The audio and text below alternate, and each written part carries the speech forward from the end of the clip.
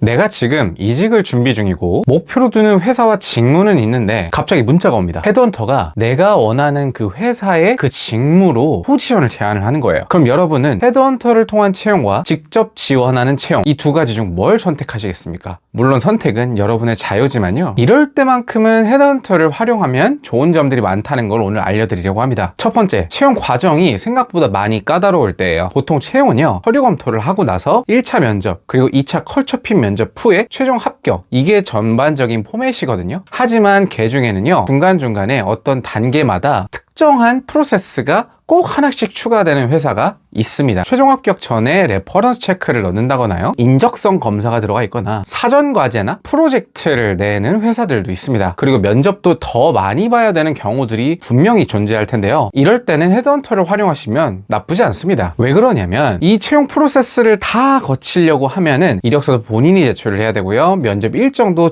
자신이 잡아야 되고요, 본인이 다 스케줄링 해야 합니다. 거기다가 사전 과제를 챙겨야 되는데 사전 과제에 대한 정보도 없어요. 그리고 인적성 검사도요, 뭔가 진행을 하려면은 그 링크를 타서 들어가야 되는 약간의 번거로움도 있고, 레퍼런스 체크도요 1부터 10까지 자기가 다 해야 되는 경우가 정말 많아요. 근데 헤드헌터가 이러한 번거로운 과정들을 도와줍니다. 물론 헤드헌터 개개인마다의 차이점이 조금씩은 있겠지만요, 이 번거로운 것들을 함께 도와주고 대신해 주는 게 헤드헌터의 역할이라고 보시면 돼요. 면접 일정도 인사 담당자들이랑 먼저 잡아서 본인에게 얘기를 해주고 소통을 하고요, 이력서도 헤드헌터한테 전달을 하면 헤드헌터가 그냥 그 이력서를 전달하는 것 뿐만이 아니라 이력서를 토대로 해서 예쁘게 선물 포장하듯이 지원자가 어떤 취지로 지원을 했고 강점은 무엇인지에 대해서 남겨주면서 인사 담당자들에게 전달을 해줍니다. 지원자를 조금 더 돋보이게 하는 거죠. 이 레퍼런스 체크에 대한 과정 또한 헤드헌터가 같이 옆에서 도와주기 때문에 훨씬 더 번거로움을 덜 할 수 있습니다. 그리고 사전 과제나 프로젝트 같은 경우는 헤드헌터가 만약에 해당 회사에 대해서 히스토리를 가지고 있다, 레퍼런스를 가지고 있다 한다면 사전 과제에 대한 팁도 줄 수도 있습니다. 두 번째는요, 채용에 대한 결과가 너무 늦게 나오는 포지션들이에요. 보통 여러분들이 한번 서류 지원을 하게 되면 뭐 짧게 일주일 내에 결과가 오는 경우도 있겠지만요, 보통은 2에서 3주 걸리는 경우가 대개입니다. 특히나 네카라쿠 베당토나 대기업 같은 경우들은 지원자들이 훨씬 더 많이 지원을 하기 때문에 그만큼 검토 기간이 길어져요. 이 채용 시장이 얼마나 외롭고 차가운 시장입니까? 혼자서 지원한 것에 대한 결과를 기다리는 게 꽤나 좀 두려울 수도 있고요, 막연할 수도 있습니다. 하지만 헤드헌터와 함께 한다면요, 이 채용 소통 과정을 보다 더 빠르게 결과를 들으시거나 심리적인 안정감을 가지실 수 있어요. 왜 그러냐면 헤드헌터는 인사 담당자들과 소통을 주기적으로 합니다. 헤드헌터들도 알아요. 지원하면 결과가 몇 주는 걸린다는 걸 알고 있습니다. 하지만 헤드헌터가 2, 3일마다 한 번씩 인사 담당자랑 소통을 하면서요, 우리 지원자가 어떻게 되는지, 지금 결과가 어떻게 됐고 상황이 어떻게 되는지를 계속해서 소통을 합니다. 그러면 그 소통하는 주기에 맞춰서 여러분에게 아직 결과가 나오지 않아서 좀만 기다려줬으면 좋겠습니다, 아직 검토 중입니다, 이런 얘기를 해줄 수도 있고, 인사 담당자에게 직접 물어보는 거 상당히 조심스럽잖아요, 그쵸? 근데 헤드헌터한테 물어보는 건 상대적으로 심리적 부담감이 덜할 거란 말이에요. 채용 과정에 대해서 궁금한 게 있거나 혹시 결과 언제쯤 나올까요? 라는 질문들을 조금 더 편하게 하실 수도 있습니다. 다시 말해, 이 길고 긴 채용 과정과 그 안에서 오는 심리적 불안감을 조금 더 완충할 수 있는 역할로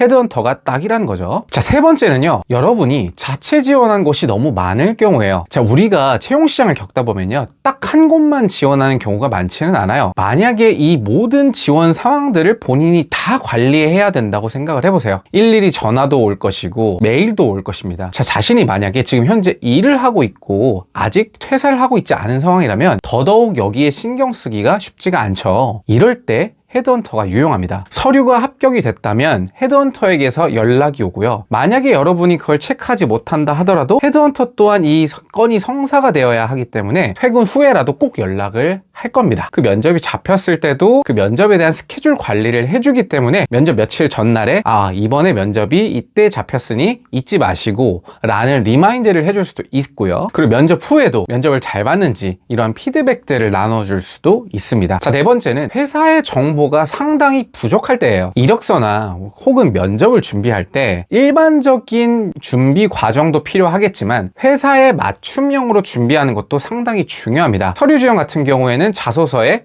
이 회사에 대한 부분들을 반영을 하면 조금 더 좋은 효과가 있을 것이고, 면접 때는 이 회사에서만 질문하는 특정한 질문들도 있을 텐데 이러한 정보를 본인 혼자서 획득하기가 어려울 때는 헤드헌터를 활용하시는 것도 좋아요. 헤드헌터가 해당 회사에 대한 채용을 도와준 경력이 있거나 여러분이 지원한 직무에 대한 채용 경험도 있는 헤드헌터라면요 훨씬 더 도움이 될 겁니다. 왜냐하면 헤드헌터들은 한번 면접이나 이력서를 보고 나서 회사에서 오는 피드백들을 확인할 수 있고요, 그 피드백들을 토대로 해서 계속해서 레퍼런스를 남겨놓을 겁니다. 왜냐면 다음에 다른 후보자들을 위해서 그 정보를 전달해주고 그만큼 합격 확률을 조금 더 높여주는 효과가 있기 때문이죠. 이러한 경험이 있는 헤드헌터에게 지원을 하게 된다면 여러분은 조금 더 많은 도움을 얻을 수 있을 것입니다. 자, 다음은요, 자신이 작성한 자소서, 이력서, 포트폴리오가 아쉬울 때입니다. 내가 아무리 혼자서 열심히 이력서를 작성한다고 하더라도요 불안할 수밖에 없는 게 당연합니다. 그럼 이럴 때 한 번쯤은 점검을 해보는 것도 나쁘지 않겠죠. 물론 직장 선배들이나 다른 동료들을 통해서 도움을 받을 수도 있겠지만 헤드헌터들을 통해서 도움을 받는 것도 괜찮습니다. 그분들은 수천 명의 지원자들을 만나본 사람들이기 때문에 정말 수많은 이력서들을 봤을 거예요. 그 중에서 성공하는 이력서, 그 중에서 떨어지는 이력서,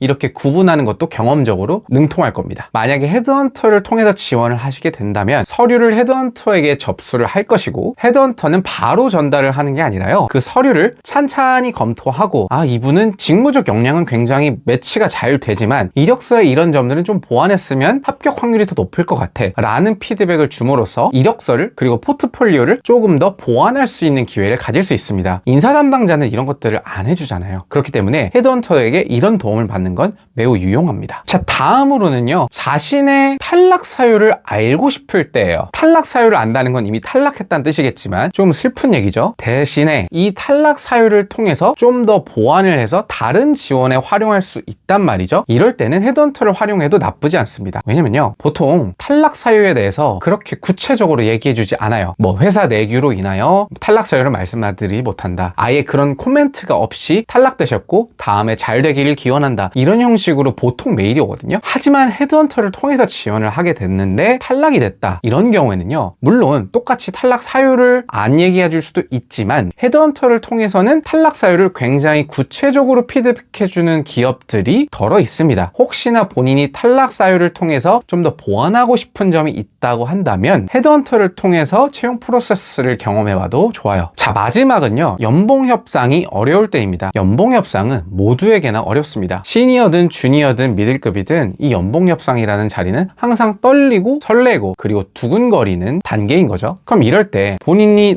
나는 말을 좀 잘 못하는 성격이야, 이걸 설득력 있게 얘기하지 못하겠어, 내 희망 연봉을 제대로 얘기하지 못하겠어 라고 한다면 헤드헌터한테 맡기시면 됩니다. 헤드헌터들은 이 연봉 협상을 밥 먹듯이 하는 사람들입니다.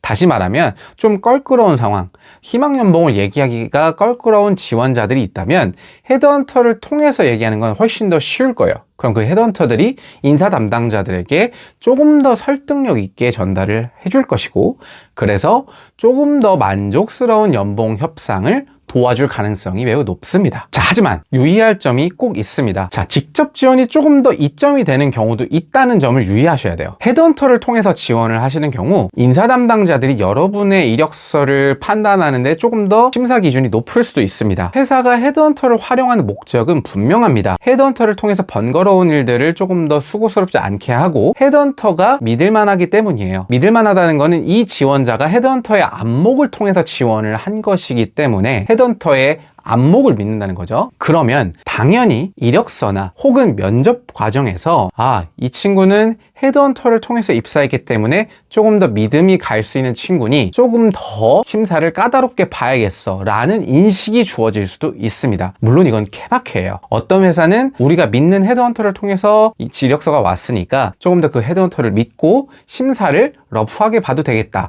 라고 생각하는 곳들도 있기는 있습니다. 자, 두 번째는요, 이 헤드헌터 헤드헌터의 수수료 때문인데요. 이 헤드헌터의 수수료는 어디까지나 회사가 헤드헌터에게 주는 구조예요. 그리고 이 수수료의 책정은 지원자의 최종 연봉에 따라서 퍼센테이지가 달라집니다. 적게는 15%에서 많게는 30%까지도 되는데, 예를 들면 자, 내 연봉이 5천만 원으로 책정이 됐고 헤드헌터의 수수료율이 연봉의 20%다 라고 한다면 5천만 원의 20%, 무려 1,000만 원이라는 금액을 헤드헌터에게 회사가 줘야 된다는 거예요. 그럼 이럴 때 문제가 뭐가 되냐면, 최종 단계까지 잘 온 여러 경쟁자가 있을 때 두 사람의 역량이나 컬처 핏이 매우 비등해요. 그럼 이럴 경우에는 자체 지원한 후보자와 헤드헌터를 통해서 지원한 후보자 두 사이에 저울질을 할 때 이 수수료율을 간과할 수 없다는 얘기입니다. 자, 헤드헌터는요, 여러분이 어떻게 활용하느냐에 따라서 득이 될 수도 있고 독이 될 수도 있습니다. 앞서 말씀드린 사항을 잘 고려하셔서요, 내가 직접 지원하는 게 나을지 아니면 헤드헌터를 통해서 지원하는 게 나을지 잘 판단하셔서 만족스러운 이직을 하셨으면 좋겠습니다.